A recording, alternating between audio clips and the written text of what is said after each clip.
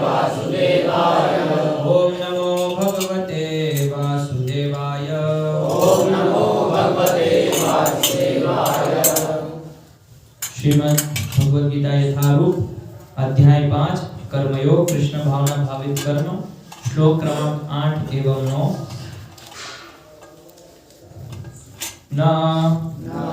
नहीं एव निश्चय ही किंचित कुछ भी करोमि करता हूँ इति इस प्रकार युक्तः देवी चेतना में लगा हुआ मन्येत सोचता है तत्वविद सत्य को जानने वाला पश्यन् देखता हुआ शृण्वन् सुनता हुआ स्पृशन् स्पर्श करता हुआ जिघ्रन् सुनता हुआ अस्नन् खाता हुआ गच्छन् जाता हुआ स्वप्नन् स्वप्न देखता हुआ श्वसन सांस लेता हुआ प्रलपन बात करता हुआ विसृजन त्यागता हुआ घृणन स्वीकार करता हुआ उन्मिषण खोलता हुआ निमिषण बंद करता हुआ अभी तो भी इंद्रियाणि इंद्रियों को इंद्रिय अर्थेषु इंद्रिय तृप्ति में वर्तन्ते लगी रहने देखकर इति इस प्रकार धारयन् विचार करते हुए। अनुवाद एवं तात्पर्य अभय चरणारविंद भक्ति वेदांत स्वामी श्रील प्रभुपाद की द्वारा अनुवाद। दिव्य भावनामृत युक्त पुरुष देखते सुनते स्पर्श करते सुनते खाते चलते फिरते सोते तथा श्वास लेते हुए भी अपने अंतर में सदैव यही जानता रहता है कि वास्तव में वह कुछ भी नहीं करता। बोलते त्यागते ग्रहण करते या आंखें खोलते बंद करते हुए भी वह यह जानता रहता है कि भौतिक इंद्रियां अपने अपने विषयों में प्रवृत्त हैं और वह इन सबसे पृथक है। तात्पर्य, चूंकि कृष्ण भावना भावित व्यक्ति का जीवन शुद्ध होता है, फलतः उसे निकट तथा दूरस्थ 5 कारणों कर्ता कर्म अधिष्ठान प्रयास तथा भाग्य पर निर्भर किसी कार्य से कुछ लेना देना नहीं रहता। इसका कारण यही है कि वह भगवान की दिव्य सेवा में लगा रहता है। यद्यपि ऐसा प्रतीत होता है कि वह अपने शरीर तथा इंद्रियों से कर्म कर रहा है, किंतु वह अपनी वास्तविक स्थिति के प्रति सचेत रहता है, जो कि आध्यात्मिक व्यस्तता है। भौतिक चेतना में इंद्रियां इंद्रिय तृप्ति में लगी रहती हैं, किंतु कृष्ण भावनामृत में वे कृष्ण की इंद्रियों की तुष्टि में लगी रहती है। अतः कृष्ण भावना भावित व्यक्ति सदा मुक्त रहता है, भले वह ऊपर से भौतिक कार्यों में लगा हुआ दिखाई पड़े। देखने तथा सुनने के कार्य ज्ञानेंद्रियों के कर्म हैं, जबकि चलना बोलना मल त्यागना आदि कर्मेंद्रियों के कार्य है। कृष्ण भावना भावित व्यक्ति कभी भी इंद्रियों के कार्यों से प्रभावित नहीं होता।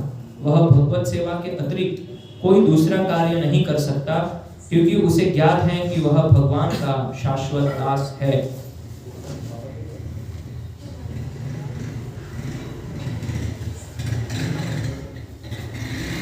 श्लोक क्रमांक 10 भी पढ़ लेते हैं। अनुवाद। जो व्यक्ति कर्म फलों को परमेश्वर को समर्पित करके आसक्ति रहित होकर अपना कर्म करता है, वह पाप कर्मों से उसी प्रकार अप्रभावित रहता है जिस प्रकार कमल पत्र जल से अस्पृश्य रहता है। तात्पर्य, यहाँ पर ब्रह्मणी का अर्थ कृष्ण भावनामृत में है।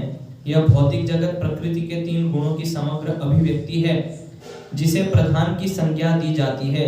वेद मंत्र सर्वम ह्येतत् ब्रह्म, मांडुक्य उपनिषद तस्मात् एतत् ब्रह्म नाम रूपमन्नं च जायते, तथा भगवद गीता में मम योनिर्महद् ब्रह्म से प्रकट है कि जगत की प्रत्येक वस्तु ब्रह्म की अभिव्यक्ति है और यद्यपि कार्य भिन्न भिन्न रूप में प्रकट होते हैं किंतु तो भी वे कारण से अभिन्न हैं। ईशोपनिषद में कहा गया है कि सारी वस्तुएं परब्रह्म या कृष्ण से संबंधित है, अतएव वे केवल उन्हीं की है। जो यह भली भांति जानता है कि प्रत्येक वस्तु कृष्ण की है और वे ही प्रत्येक वस्तु के स्वामी हैं, अतः प्रत्येक वस्तु भगवान की सेवा में ही नियोजित है, उससे स्वभावतः शुभ अशुभ कर्म फलों से कोई प्रयोजन नहीं रहता। यहाँ तक कि विशेष प्रकार का कर्म संपन्न करने के लिए भगवान द्वारा प्रदत्त मनुष्य का शरीर भी कृष्ण भावनामृत में संलग्न किया जा सकता है, तब यह पाप कर्मों के कल्मश से वैसे ही परे रहता है जैसे कि कमल पत्र जल में रहकर भी भीगता नहीं। भगवान गीता में भी कहते हैं, मयि सर्वाणि कर्माणि सन्यस्य, संपूर्ण कर्मों को मुझे समर्पित करो, मुझे अर्थात कृष्ण को। तात्पर्य यही है कि कृष्ण भावनामृत विहीन पुरुष शरीर एवं इंद्रियों को अपना स्वरूप समझकर कर्म करता है, किंतु कृष्ण भावना भावित व्यक्ति यह समझकर कर्म करता है कि यह देह कृष्ण की संपत्ति है, अतः इसे कृष्ण की सेवा में प्रवृत्त होना चाहिए। ओम अज्ञानतिमिरान्धस्य ज्ञानाञ्जनशलाकया चक्षुरुन्मीलितं येन तस्मै श्रीगुरवे नमः। श्रीचैतन्यमनोभीष्टं स्थापितं येन भूतले स्वयं रूप कदा मह्यं ददाति स्वपदान्तिकं। वन्देऽहं श्रीगुरो श्रीयुतपदकमलं श्रीगुरुन् वैष्णवांश्च श्रीरूपं साग्रजातं सहगण रघुनाथं वितान्तं सजीवं साद्वैतं सावधूतं परिजनसहितं कृष्णचैतन्यदेवं श्रीराधा कृष्णपादान् सहगण ललिता श्रीविशाखान्वितांश्च। गुरवे गौरचन्द्राय राधिकायै तदालये कृष्णाय कृष्णभक्ताय तद्भक्ताय नमो नमः। नमो विष्णुपादाय कृष्णपृष्ठाय भूतले श्रीमते भक्तिविकास स्वामिनेति नामिने। नमो विष्णुपादाय कृष्णपृष्ठाय भूतले श्रीमते भक्तिवेदांत स्वामिनेति नामिने। नमस्ते सारस्वते देवे गौरवाणी प्रचारिणे निर्विशेष शून्यवादी पाश्चात्य देशधारिणे। जय श्री कृष्ण चैतन्य प्रभु नित्यानंद श्री अद्वैत गदाधर श्रीवासादि गौर भक्तवृंद। हरे कृष्णा कृष्णा कृष्णा हरे हरे, हरे राम राम राम हरे हरे, हरे कृष्णा हरे कृष्णा। तो पिछली बार में हमने चर्चा की थी कि कैसे एक जो शुद्ध भक्त होते हैं तो उनके शुद्धता से, उनके प्रभाव से वो लोगों को कैसे परिवर्तित कर देते हैं। तो मैंने कुछ प्रभुपाद जी के उदाहरण उनके जीवन से बताए थे कि श्रील प्रभुपाद जी के पास अगर भौतिक दृष्टि से देखा जाए तो उनके पास कुछ भी नहीं था, लेकिन वो वृंदावन छोड़ के कैसे एकदम निकृष्ट जगह में गए, एकदम निकृष्ट लोगों के पास वो गए और वहां से उन्होंने उनको सबसे उच्च चीज प्रदान की। तो क्या है उनकी शुद्धता, वो हमने पिछले श्लोक में चर्चा की थी। तो अभी जो आगे का श्लोक है इसमें बता रहे हैं भगवान अर्जुन को कि जो इस प्रकार से शुद्ध है और इसकी इंद्रिया वश में है तो व्यक्ति खाते पीते सोते सूंघते सब जो भी इंद्रियों से जो भी कार्य हम करते हैं वो सारे कार्य करते हुए क्या करता है, मेरा विचार करता है। तो ये बहुत बड़ी चीज है कि जब हम कोई भौतिक कार्य कर रहे हैं और उसमें भगवान का विचार लाना, ये बहुत कठिन कार्य है, इतना आसान और सरल नहीं है। लेकिन भगवान बता रहे हैं कि वास्तव में कर्म जब हम करते हैं तो उसके 5 कारण बताए हैं। इस यहाँ पे तात्पर्य में बताया है, कर्ता कर्म अधिष्ठान प्रयास तथा भाग्य। तो ये सारी चीज़ों से हमें फल मिलता है जो भी हम कार्य करते हैं। तो लेकिन जो कृष्ण भक्त जो कर्म करता है उसके जीवन में ये कार्य नहीं करते। उसके जीवन में जो शुद्ध भक्त होते हैं उसके जीवन में सीधा भगवान ही हस्तक्षेप करते हैं, सीधा भगवान का ही हाथ रहता है। तो इसीलिए हम हमारी जो इंद्रियां हैं तो ज्ञानेंद्रियां हैं और कर्मेंद्रियां हैं, जिससे हम ज्ञान अर्जित करते हैं, और कर्मेंद्रियां हैं जिससे हम कर्म करते हैं। तो ये जो श्लोक है इसके अंदर सभी इंद्रियों का वर्णन है, खाते पीते सोते चलते बैठते, कर्मेंद्रिय का भी वर्णन है और ज्ञानेंद्रिय का भी वर्णन है, दोनों इंद्रियों का वर्णन है। तो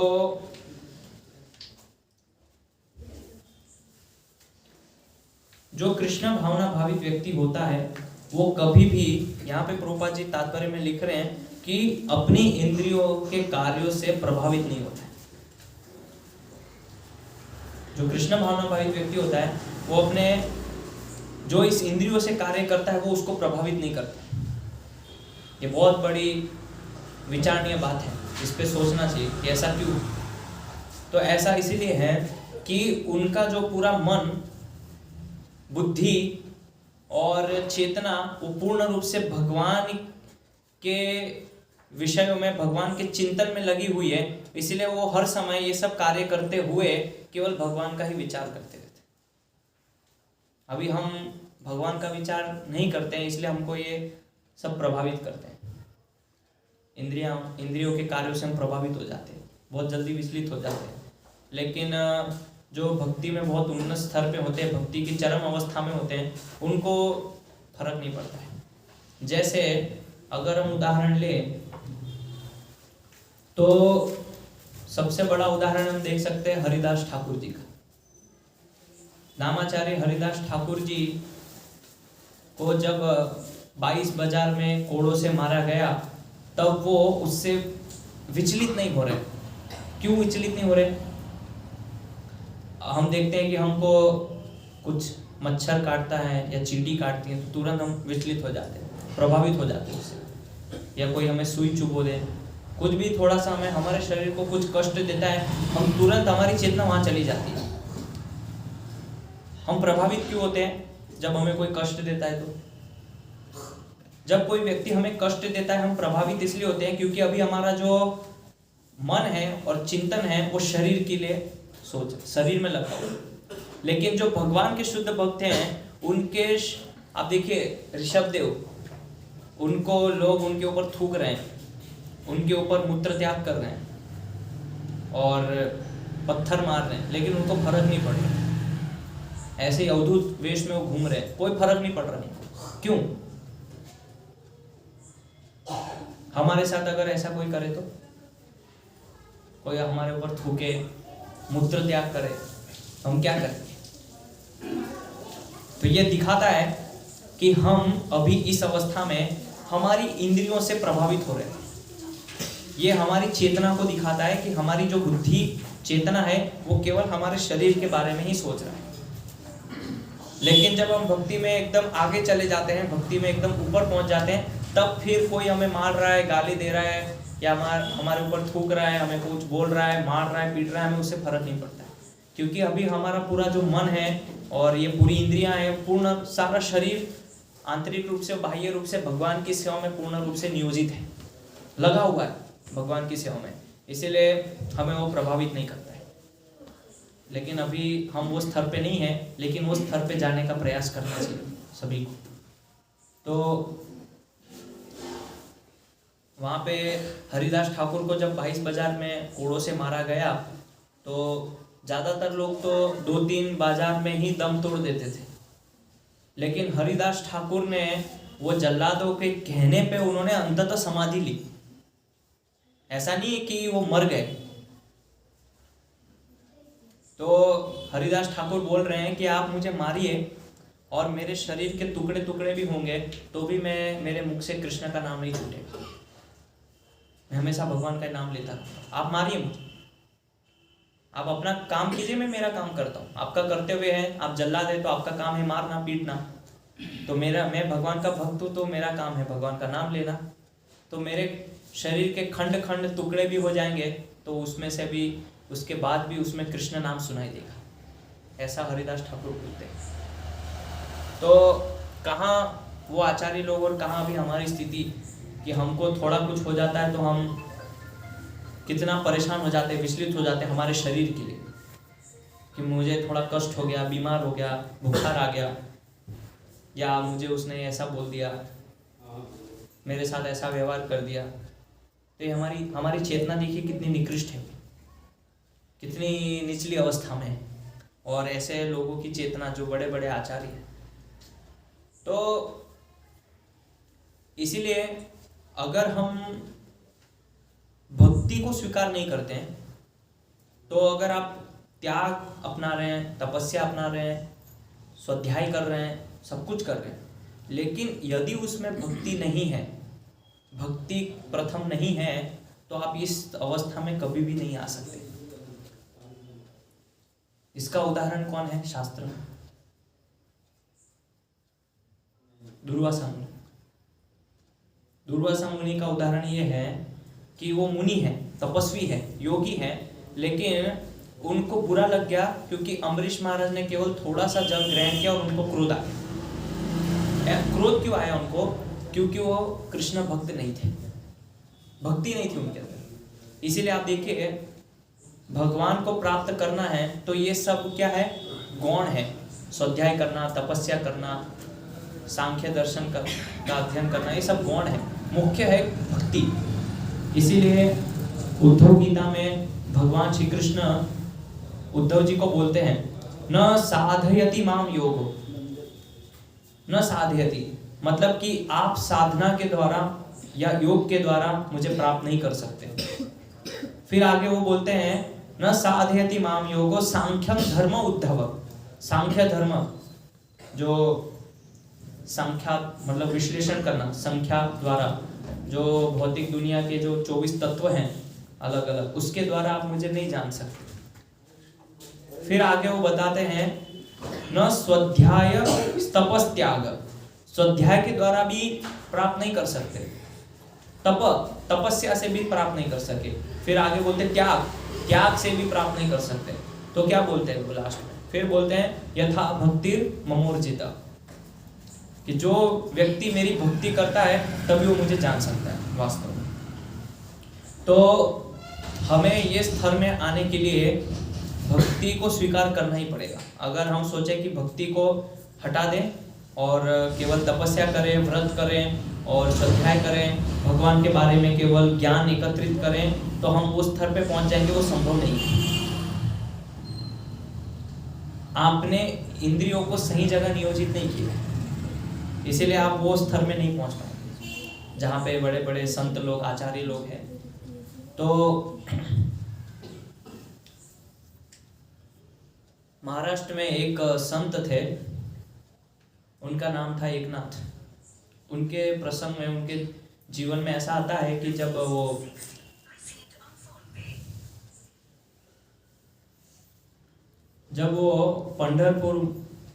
पंढरपुर सुना है ना सबने, तो वहाँ पंढरीनाथ का जो मंदिर है, वहाँ वो बैठते थे, वहाँ पे वो भगवान का भजन करते थे।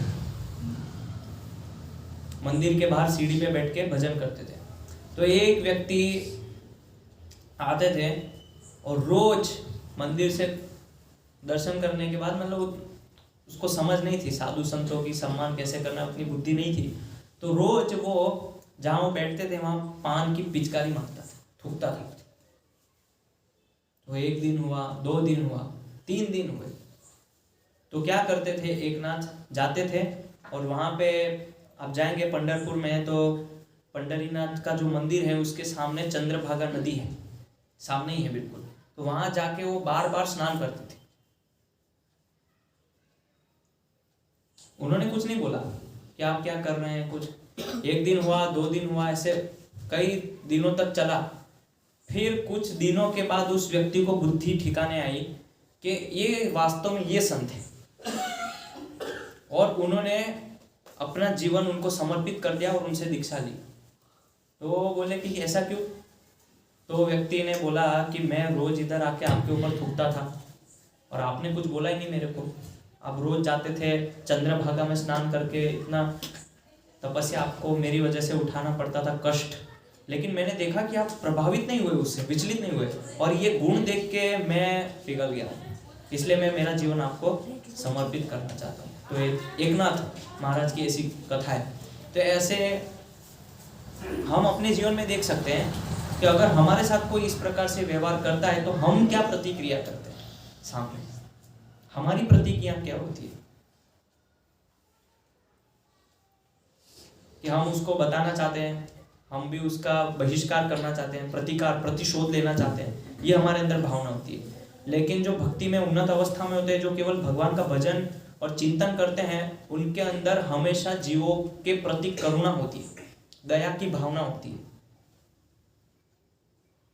वो कभी भी दूसरों का हित नहीं चाहते और वो अपने वाणी से, कर्म से और मन से कभी भी उनका हित नहीं, अहित हो ऐसा नहीं चाहते, मन से भी नहीं। वाणी और कर्म तो दूर की बात है। उनके एकनाथ महाराज के मन में ऐसा विचार भी नहीं आया कि मैं इसके साथ कुछ गलत करूं, ऐसा विचार भी नहीं आया।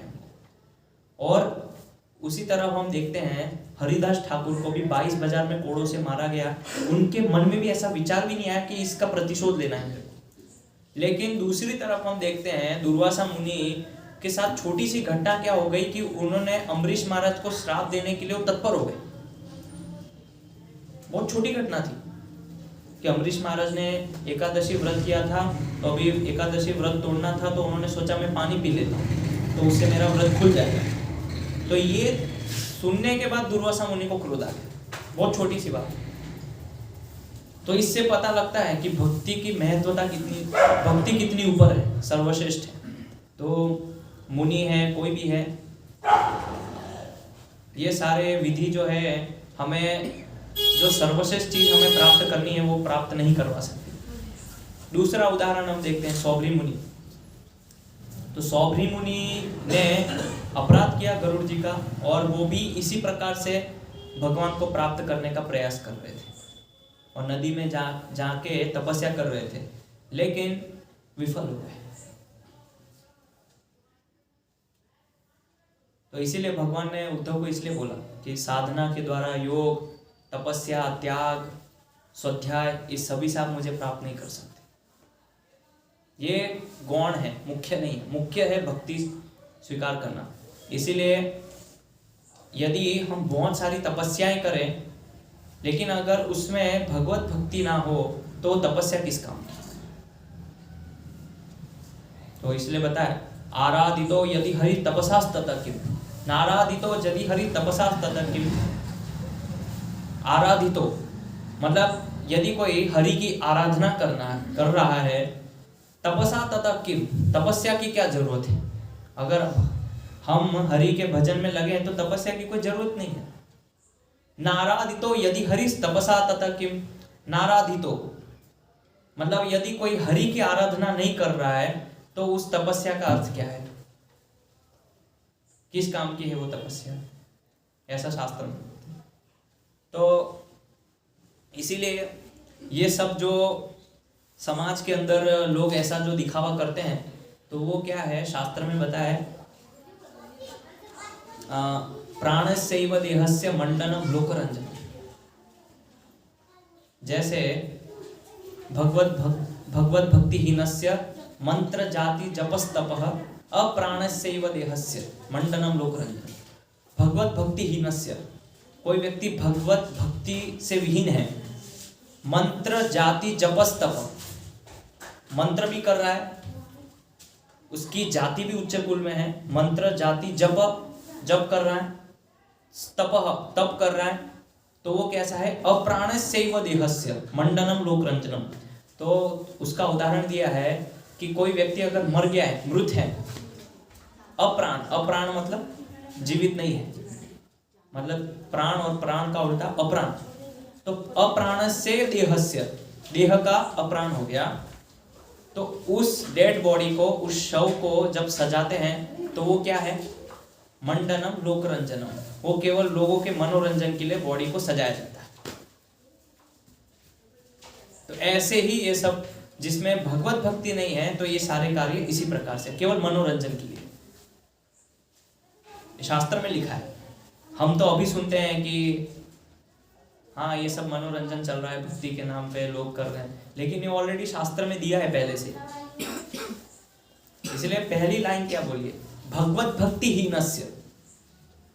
कोई भगवत भक्ति विहीन है, चाहे फिर वो मंत्र भी कर रहा है, जाति उसकी उच्च कुल जाति हो, तपस्या सब कुछ कर रहा है, लेकिन वो क्या केवल मनोरंजन है बस, और कुछ नहीं। तो जो कोई अगर मरा है, बॉडी उसका गिरा हुआ है बिस्तर पे, उसके अंदर प्राण ही नहीं है, उस बॉडी को सजाने का क्या मतलब है? क्या करेंगे उसको सजा, उस शरीर को? तो उसी प्रकार से अगर व्यक्ति के जीवन में भक्ति ही नहीं है तो फिर ये सब किस काम का है? कुछ काम का नहीं है हमारा। जो भी हम मंत्र ये सब जो भी कर रहे हैं, तपस्या कर रहे हैं, योग से योगासन में लोग जाते हैं, योगा क्लब में योग करते हैं, कुछ काम का नहीं है वो सब। तो इसीलिए यहाँ पे बताया है कि जो वास्तव में जो भक्त होता है वो बोलते हुए, सोते हुए कैसे? सोते हुए कैसे भगवान का नाम? सोते हुए भी भगवान का नाम। आप देखिए महाभारत में वर्णन आता है कि जब अर्जुन सो रहे थे तो उनके रोम में से कृष्ण का नाम सुनाई दे रहा था। इतना उनका मन जो है कृष्ण के अंदर इतना विलीन हो गया था कि सोते समय भी उनके रोम छिद्र में से कृष्ण का आवाज सुनाई दे रहा है। लेकिन हम सोते हैं तो हमको तो भूत पिशाचनी ये सब सपने आते हैं। ये हमारी चेतना को दिखाता है। हमें सपने आते हैं कि हम दोस्तों के साथ बैठ के शराब पी रहे हैं, पार्टी में घूम रहे हैं, पत्ते खेल रहे हैं, ये सब सपने आते हैं। लेकिन जो भगवान के भक्त होते हैं उनको ऐसे सपने नहीं आते। उनको सपने आते हैं कि भगवान आए और हमने भगवान का स्वागत किया, सत्कार किया, वैष्णव मेरे घर पे पधारे, वैष्णव की सेवा की। इस प्रकार के सपने आते हैं सोते समय भी, क्योंकि उनकी चेतना पूरी उस प्रकार से। इसीलिए यहाँ पे बताया है कि अगर हम खाते पीते सोते हैं तो हर समय भगवान को याद कर सकते हैं। बहुत सरल है भक्ति में भगवान को याद करना, कोई कठिन नहीं है। तो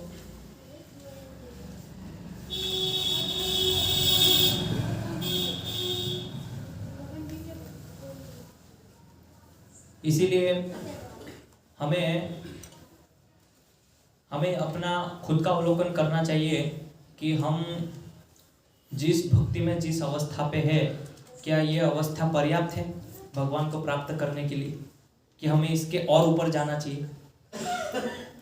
संतुष्ट नहीं होना चाहिए हमें इस स्तर पे आना है जो स्तर भगवान अर्जुन को बता रहे हैं, जो अवस्था यहाँ पे बता रहे हैं, उस अवस्था में हमको आना है। ये जिस अवस्था में अभी हम हैं ये तो कुछ भी नहीं है अभी भगवान को प्राप्त करने के, 0%, अभी स्टार्ट भी नहीं हुआ है। तो हमारा आकलन करना चाहिए खुद का कि हमें कौन से स्टेज में जाना है अभी भक्ति में। तो इसीलिए शास्त्र में वर्णन है कि भक्ति किसको प्राप्त होती है, भक्ति प्राप्त करने की योग्यता क्या है, क्या योग्यता, उसका मूल्य क्या है। तो शास्त्र में वर्णन है कि क्रियताम यदि कुतोपि लभ्यते तत्र लौल्यम एकलम मात्र मूल्यम एकलम जन्म कोटि सुकृते न लभ्यते। कि ये भक्ति को प्राप्त करने के लिए केवल एक मूल्य है, लौल्यम। लौल्यम मतलब लालच।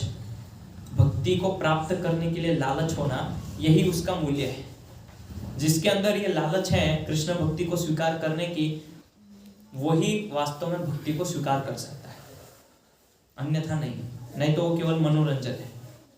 तो जन्म कोटि सुकृते न लभ्यते, आप अलग अलग कई जन्मों में भी सुकृतियां प्राप्त करके ये नहीं ग्रहण कर सकते, स्वीकार नहीं कर सकते जो अभी आपने किया है कृष्ण भक्ति। तो अभी आपने इसको समझा है, एक स्तर पे आप आ गए हैं। अभी आपको ये देखना चाहिए कि अभी हमें कितना और आगे जाना है, किस अवस्था में हमें पहुंचना है, हमारा लक्ष्य क्या है, कहाँ हमें जाना है भक्ति में, कि बस ऐसे ही इसी अवस्था में बने रहना है, इसी अवस्था में हमें चलते रहना है। बहुत कुछ है करने के लिए। तो जीवन समर्पित करना भगवान के लिए। तो इसीलिए हम देखते हैं कि आराधना करनी है तो किसकी, भगवान की, केवल कृष्ण की। इसीलिए आप देखिए आराध्य भगवान ब्रजेश तनया, कि जो गोपिकाएं हैं वो आराधना किसकी करती, ब्रजेश तनया। जो ब्रजेश के मतलब ब्रज के ईश्वर हैं भगवान कृष्ण, उनकी आराधना की। तद धाम वृंदावनम, और उस धाम की पूजा जहां पे भगवान रहते हैं, तो वो धाम है वृंदावन। उसी धाम में हमको जाना चाहिए, और कोई धाम नहीं जाना है, चलेगा, लेकिन हमें इच्छा करनी चाहिए एक वैष्णव और भक्त को कि धाम मतलब वृंदावन, तद धाम वृंदावन। और व्रजवधू वर्गेण, व्रजवधू मतलब कि जो व्रज की वधु यानी गोपिकाएं हैं, उनकी सेवा करना, उनके पद चिन्हों का अनुसरण करके उनकी जैसी भक्ति करना, ये चैतन्य महाप्रभु ने हमें सिखाया। तो चैतन्य महाप्रभु जो चीज हमें देने आए हैं इस कलयुग के अंदर, वो चारों संप्रदाय के अंदर नहीं है। श्री संप्रदाय, कुमार संप्रदाय, रुद्र संप्रदाय और मध्व संप्रदाय, तो ये सभी संप्रदायों के अंदर जो चैतन्य महाप्रभु ने हमको जो चीज दी है वो किसी संप्रदाय में नहीं है। वो है भगवान कृष्ण का प्रेम, पंचम पुरुषार्थ। अक्सर आपने धर्म अर्थ काम मोक्ष सुना होगा, लेकिन जो चैतन्य महाप्रभु जो देने आए कृष्ण का प्रेम, वो अन्य संप्रदाय में नहीं है। तो अन्य जो संप्रदाय हैं उसमें एक समझ है वैकुंठ, भगवान विष्णु, लक्ष्मी और नारायण के रूप में सेवा करना, लेकिन चैतन्य महाप्रभु ने बोला इसके भी ऊपर है गोलोक वृंदावन, कृष्ण का धाम, कृष्ण लोक, वहां पे हमें जाना है। अगर आप पूछिए श्री संप्रदाय वालों से, पूछेंगे अलग अलग संप्रदाय वालों से, तो यही बोलेंगे भगवान विष्णु के धाम में जाना है, लक्ष्मी नारायण की सेवा करनी है। लेकिन आप पूछे वैष्णव से, वो बोलेंगे कृष्ण के धाम में जाना है, कृष्ण लोक में जाना है, वहां पे भगवान की सेवा करनी है, व्रज धाम में। तो ये चैतन्य महाप्रभु यही कलयुग में हमको देने आए थे, कृष्ण भक्ति में भगवान का प्रेम कैसे प्राप्त किया जाता है, जो बाकी संप्रदाय में इतना सरल नहीं है। और ये चैतन्य महाप्रभु ने बोला कि कृष्ण प्रेम प्राप्त करने के लिए सबसे सरल विधि है हरि नाम संकीर्तन, नाम संकीर्तन। जितना ज्यादा हम हरि नाम करते हैं, हरि नाम संकीर्तन करते हैं, और ज्यादा से ज्यादा हम अपने जीवन में नाम लेते हैं भगवान का, उतनी हमारी शुद्धि होती है हृदय की, और धीरे धीरे फिर एक समय ऐसा आता है कि हमें भगवान श्री कृष्ण का प्रेम प्राप्त हो जाएगा। लेकिन वो भगवान का नाम हमें गंभीरता से लेना है, अपराध पूर्वक नहीं लेना है, उसमें किसी भी प्रकार का अपराध नहीं होना चाहिए भगवान का नाम लेने में।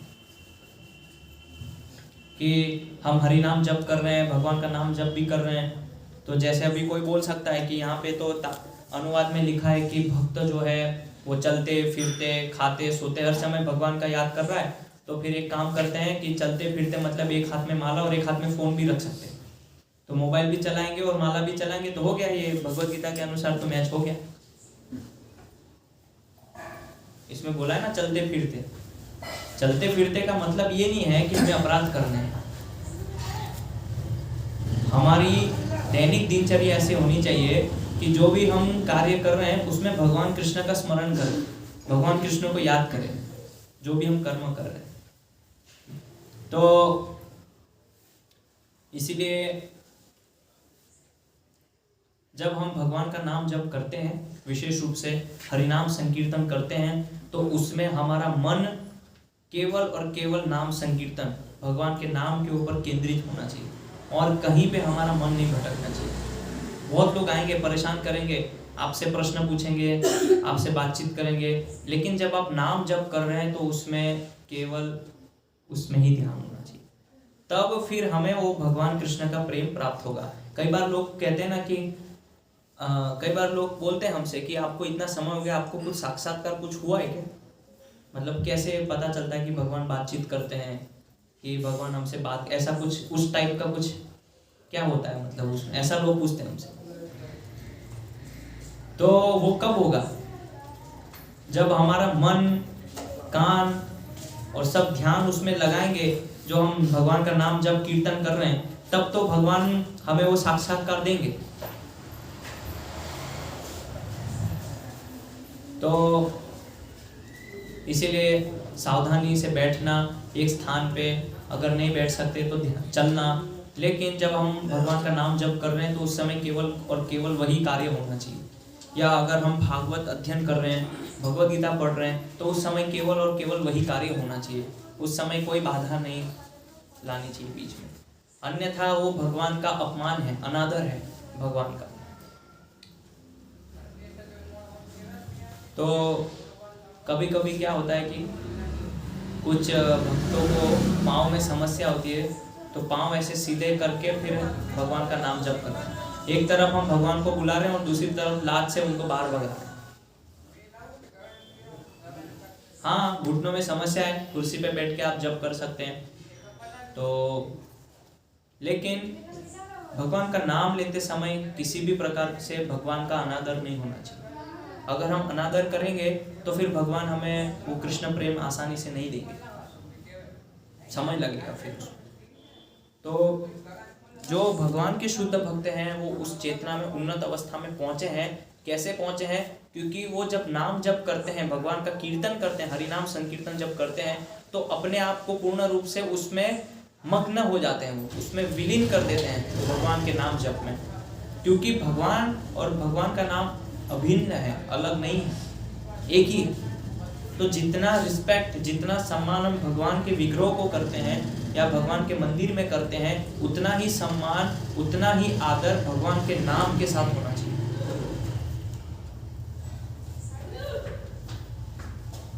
ऐसा नहीं कि मंदिर में हम रिस्पेक्ट कर रहे हैं, भगवान का आदर सम्मान कर रहे हैं और इधर नाम जप करते समय कुछ भी कर रहे हैं, कि माला अभी हाथ में है तो माला झोली के साथ कुछ भी कर सकते हैं। नहीं, ये साक्षात भगवान है, ऐसा समझिए आप भगवान को लेके चल रहे हैं आपके साथ।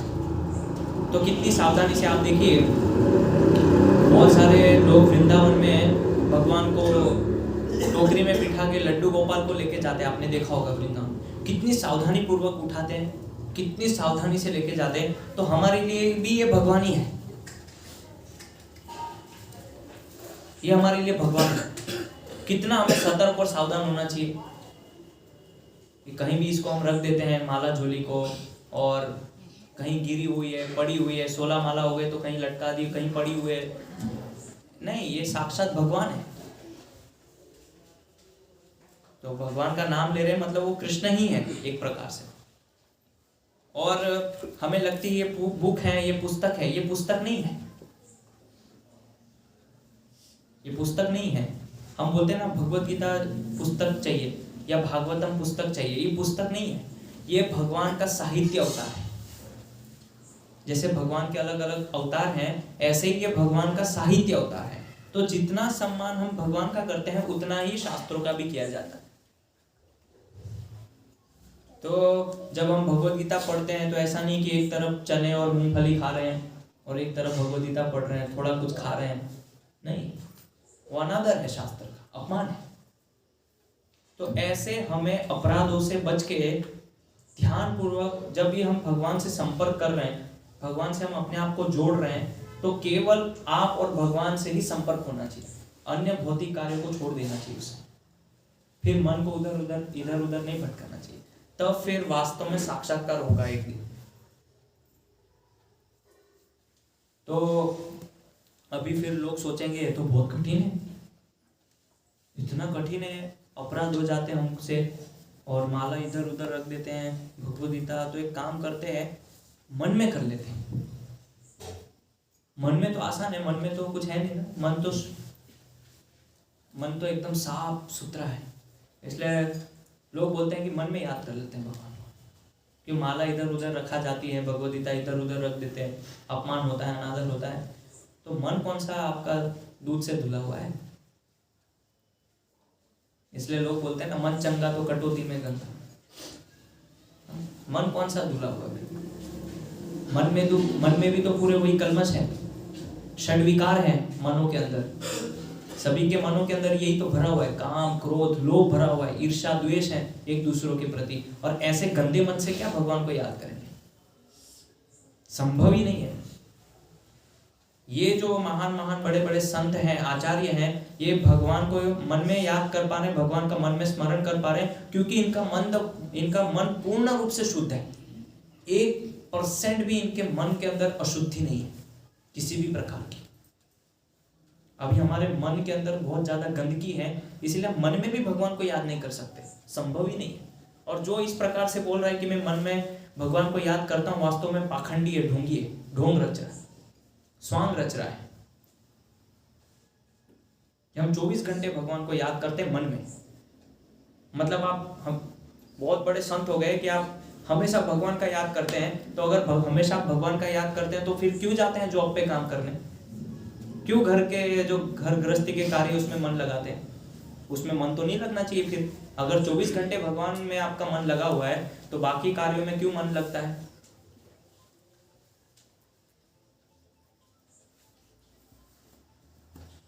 तो वो पाखंड है, स्वांग है, बस ढोंग है एक प्रकार का।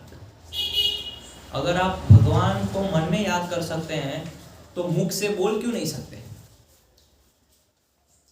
जितना आप 24 घंटा भगवान को याद कर रहे हैं, मान लीजिए आप हरे कृष्ण मन में बोलते होंगे उदाहरण के लिए, तो वही हरे कृष्ण ये माला पे बोलने में क्या आपत्ति है, क्या समस्या है? भाई आप मन में भी तो बोल ही रहे ना, तो माला पे बोल लीजिए, क्या दिक्कत है? तो मन जो है सबसे बड़ा हमारा शत्रु है, और मन के ही वशीभूत होके हम सोच रहे हैं कि मतलब शत्रु को हमने हमारी टीम में शामिल कर लिया, वो बोलते हैं हमको भगवान को जीतना है।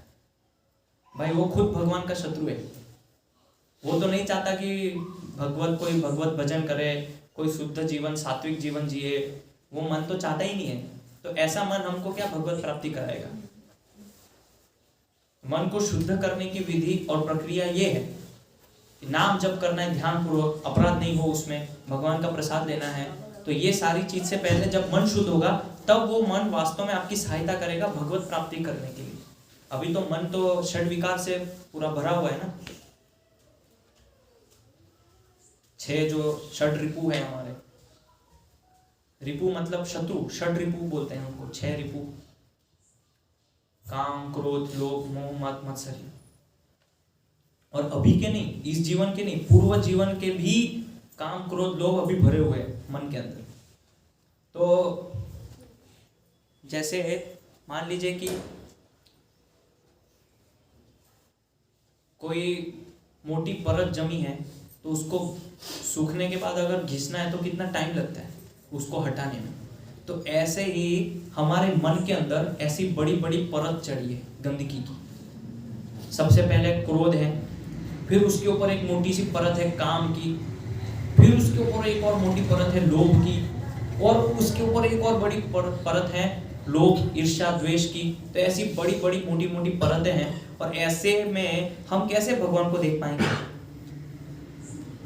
जब आईने के ऊपर इतनी मोटी मोटी कीचड़ की परतें अगर जम गई हो, तो ऐसे में कैसे आप देख पाएंगे अपने आप को?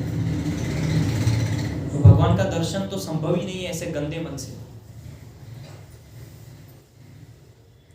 तो ये संभव तभी है जब हम उसको व्यावहारिक रूप में करेंगे।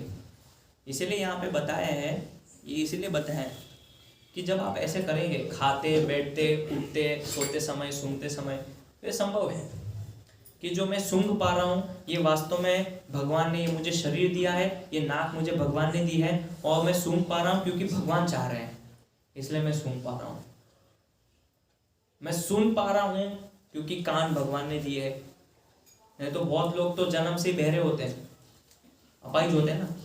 कम से कम आपकी स्थिति तो ऐसे नहीं है। तो आप जो अभी सुन पा रहे हैं वो कैसे सुन पा रहे हैं? क्योंकि भगवान चाह रहे हैं कि आप सुने, इसलिए आप सुन पा रहे हैं। नहीं तो बहुत लोग जो होते हैं अंधे अंधे पैदा होते हैं, दिखाई नहीं देता बचपन से उनको। तो अगर हम देख पा रहे हैं तो भगवान की कृपा से देख पा रहे हैं। तो ऐसे कोई भी अगर हम अपनी इंद्रियों को देखें, काम कर रहे हैं हम अपनी इंद्रियों से, तो ये सोचना चाहिए कि सब भगवान की कृपा से मैं कर पा रहा हूँ। तो ये सोच होनी चाहिए हमारे कर्म करते समय। तो ये कर्म करते समय जब ये सोच होगी तो फिर हम ये शुद्ध स्तर पे आ पाएंगे भगवान के। और फिर उसके आगे के श्लोक में बताया है, जो 10वां श्लोक है, कि इस प्रकार से जो व्यक्ति इस प्रकार से कर्म करता है और ऐसे कर्म के फल को जब वो भगवान परमेश्वर श्री कृष्ण को अर्पित करता है, तो वो कैसे है? जैसे जो कमल है वो कीचड़ में होने के बावजूद भी वो अस्पृश्य है, गंदे पानी में है लेकिन फिर भी अस्पृश्य है। तो ऐसे ही हम भौतिक दुनिया में हैं, गंदे स्थान पे हैं, हम सब कुछ कर रहे हैं, लेकिन फिर भी हम इस भौतिक दुनिया से क्या है, अस्पृश्य है। कमल हमेशा गंदे पानी में ही खिलता है, लेकिन आप देखिए भगवान की उपमा कैसे दी जाती है, कमल नयन, और भगवान के चरण कमल बोलते हैं, हस्त कमल बोलते हैं। तो ऐसे भगवान की तुलना कमल से की जाती है, जबकि कमल एक गंदे पानी में, कीचड़ में उगने वाला एक फूल है।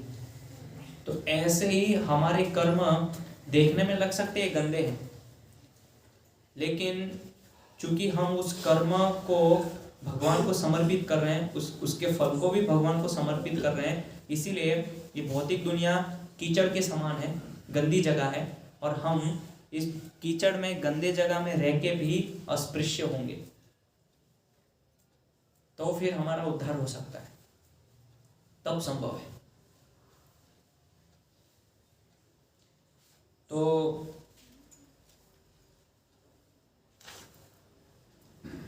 ये भगवान इसी प्रकार से अर्जुन को बता रहे हैं कि किस प्रकार से आप कोई भी कर्म कर रहे हैं, उस कर्म में मेरे को कैसे याद रख सकते हैं। भगवान ये 2 श्लोक में ये सार रूप में ये बताना चाह रहे हैं कि आप ऐसा मत सोचो कि युद्ध करेंगे, लड़ाई करेंगे तो पाप लगेगा। भगवान बोले नहीं, आप कर्म कीजिए, और क्योंकि मैं बोल रहा हूँ, और कर्म करके उसके फल को मुझे अर्पित कीजिए। तो आप कोई भी कर्म करते समय अगर मुझे याद कर रहे हैं तो आपको उसका बंधन नहीं लगेगा। ये भगवान कृष्ण अर्जुन को समझाना चाह रहे हैं कि जो मेरा भक्त होता है वो इस प्रकार से चलते बैठते फिरते घूमते खाते पीते सोते इस प्रकार से मुझे याद करता रहता है। तो ऐसे ये महान महान जो भगवान के संत हैं, श्रील प्रभुपाद जी हैं, और आप देखिए चैतन्य महाप्रभु जी कि कैसे उनका भाव क्या था। चैतन्य महाप्रभु जी जब समुद्र को देखते तो उनको लगता था यमुना है, और चले जाते थे यमुना। उनका भाव देखिए। और चैतन्य महाप्रभु कभी कभी इतने भाव में आ जाते थे, इतने भाव में आ जाते थे कि वो देखते थे कि मुझे भगवान का दर्शन नहीं हो रहा है, और अपनी ठोड़ी को जो है ये इसको दीवार पे रगड़ते थे तो खून निकलता था कि मुझे दर्शन क्यों नहीं हो रहे भगवान के। इतना उनको विरह भगवान से, इतना विरह था चैतन्य महाप्रभु, जो कि साक्षात कृष्ण है, लेकिन चूंकि वो भक्त के रूप में आए हैं इसलिए हमको ऐसा दिखा रहे। जब उन्होंने देखा कि कोई बड़ी शिला रखी हुई है तो जाके तुरंत उसको आलिंगन कर लिया, सोचा कि ये गोवर्धन शिला है, जबकि वो कोई दूसरी शिला थी। लेकिन वो उनका चिंतन भाव हमेशा यही है। भगवान जगन्नाथ जी का दर्शन किया, तुरंत मूर्छित हो गए चैतन्य महाप्रभु। जैसे ही दर्शन किया तुरंत मूर्छित हो गए। हम मूर्छित होते हैं कभी? तो भगवान के सामने जाते हैं, थोड़ा माथा टेकते, ताली बजा के बाहर निकल जाते हैं। चैतन्य महाप्रभु जैसे ही अंदर गए, उन्होंने दर्शन किया, तुरंत गिर गए मूर्छित, कि वो पूरे भाव में आ गए। वो देख रहे थे साक्षात जगन्नाथ जी यहाँ खड़े, और चैतन्य महाप्रभु जी गोपी भाव में, जो गोपियों का जो भाव है वो भाव में वो भगवान की भक्ति कर रहे हैं। इतना उनको विरह हो गया भगवान से कि कब मिलेंगे मुझे, दर्शन कब होंगे भगवान के। तो हमें कृष्ण के लिए रोना पड़ेगा, मैं इतना विरह होना चाहिए, तब भगवान देखेंगे उसकी उत्कंठा कितनी है भक्त की, कितना ये रो रहा है मेरे लिए। तो ऐसे उत्कंठा होनी चाहिए, तब कृष्ण के लिए जब हम रोएंगे तब भगवान हमको दर्शन देंगे। इस प्रकार से ये हमें सीखना चाहिए, अगर सही में भक्ति का भाव है तो हमारे अंदर, नहीं है तो फिर ऐसे ही जो अभी हमें जो चल रहा है वर्तमान में, जो भक्ति ऐसे ही चला सकते हैं, कोई आपत्ति नहीं है। सही में अगर हम देखना चाहते हैं तो कृष्ण को तो देंगे दर्शन भगवान। अभी हमने ऐसा कोई कार्य किया ही नहीं है कि भगवान हमें दर्शन दे। ऐसे पहले हम कोई कार्य तो करें, हमारी तरफ से कोई ऐसा कोई ठोस कदम तो हो कि जिससे भगवान देखने के लिए हमें तैयार हो, तत्पर हो। हमारी तरफ से अभी ऐसा कोई प्रयास नहीं है। आदेशों में, नियमों में, पालनों में हम ढिलाई देते हैं, कड़ाई से पालन नहीं करते हैं, तो फिर भगवान भी सोचेंगे तो ऐसे चलता फिरता भक्त है, चालू भक्त है, ये वो वाला भक्त नहीं है जो मैं चाह रहा हूँ, तो मैं इसको दर्शन, अभी शायद इसको जरूरत नहीं है अभी दर्शन देने की, ऐसा सोचते हैं भक्त। लेकिन ऐसे ऐसे भक्त हैं कि भगवान खुद उनका दर्शन करना चाह रहे हैं कि मुझे उनके दर्शन करने हैं। ऐसा पांडव देखिए, पांडव भगवान हमेशा चाहते हैं कि मैं इनके दर्शन करूं, पांडवों के साथ रहूं, मुझे इनके साथ रहना पसंद है, क्योंकि वो उनकी उत्कंठा है, इतना संघर्ष है, उनकी उतनी विकट परिस्थिति है, कष्ट है, लेकिन फिर भी वो चाह रहे हैं कि भगवान हमारे साथ रहे। लेकिन एक बार भी उन्होंने भगवान से कंप्लेन नहीं की कि हम आपके साथ रहते हैं तो आपने ऐसा क्यों किया हमारे साथ, एक बार भी कंप्लेन नहीं की, शिकायत नहीं की। और यही भाव भगवान को पसंद है। तो ये उत्कंठा, ये तीव्रता, ये भाव जब हमारे अंदर होगा तो फिर हम इस स्तर पे आ पाएंगे कि हमें कुछ अनुभूति होगी। जब हम हरि नाम जप करेंगे, इंद्रियां शुद्ध होगी, तो फिर उसकी कुछ अनुभूतियां होगी, हमें साक्षात्कार होगा। हरे कृष्ण। आपका कुछ प्रश्न, जिज्ञासा? प्रभु जी, एक मेरा प्रश्न था छोटा सा जी। शास्त्र में कथन लिखा है कि जीव जन्मता भी नहीं है, मरता भी नहीं है। हाँ। और शरीर नष्ट हो जाता है। हाँ। तो जीव को पुरानी याददाश्त क्यों नहीं रहती कि मैं किसी सेठ का पुत्र था? जीव को अगर पुरानी याददाश्त रहेगी तो भोग नहीं कर पाएगा इस भौतिक दुनिया में। यहाँ पे हम क्यों आए? भौतिक दुनिया का मतलब है भोग करना, भोग यानी भौतिक दुनिया। तो जब किसी व्यक्ति को इंजॉयमेंट करना है, भोग करना है, जैसे उदाहरण के लिए मान लीजिए एक चोर है, चोर ने चोरी की और चोरी करने के बाद जेल से वो बाहर निकला, और बाहर निकलने के बाद चोर सोच रहे हैं कि अब मुझे चोरी करनी है। तो जब उसको चोरी करनी है, आनंद लेना है, तो पहले उसको भूलना पड़ेगा कि भाई डंडे पड़े थे मेरे को। अगर वो भूलेगा नहीं, उसको वो याद रहेगा, तो चोरी नहीं करता। तो जीव अगर ये सारे पूर्व जीवन के पापों को अगर वो याद रखेगा तो भोग कैसे कर पाएगा अभी वर्तमान जीवन में? आप पुराना जीवन याद करके क्या करेंगे? उससे तो आपका अभी का जीवन वेस्ट हो जाएगा ना, बर्बाद हो जाएगा। तो अभी का देखिए, अभी क्या हो रहा है। अगर आपको ऐसे 2-3 जीवन के याद करवा दिए जाएं कि आपने ये पाप किए थे, तो आप तो इस दुनिया में सोचेंगे मैं इधर आया क्यों, मैं मर जाता हूँ, मरना ही मेरे लिए अच्छा है, जब इतने पाप मैंने किए थे पूर्व जीवन में। इसीलिए भगवान वो सारी चीजों को भुला देते हैं, विस्मृति करा देते हैं उसकी। जब किसी चीज का हमें आनंद लेना होता है तो हमारी जो भूतकाल में हुई जो चीजें हैं पहले उसको भूलना पड़ेगा, तभी हम उसका आनंद ले पाएंगे सही रूप से वर्तमान में। नहीं तो आनंद नहीं ले पाएंगे उसका भौतिक दुनिया का।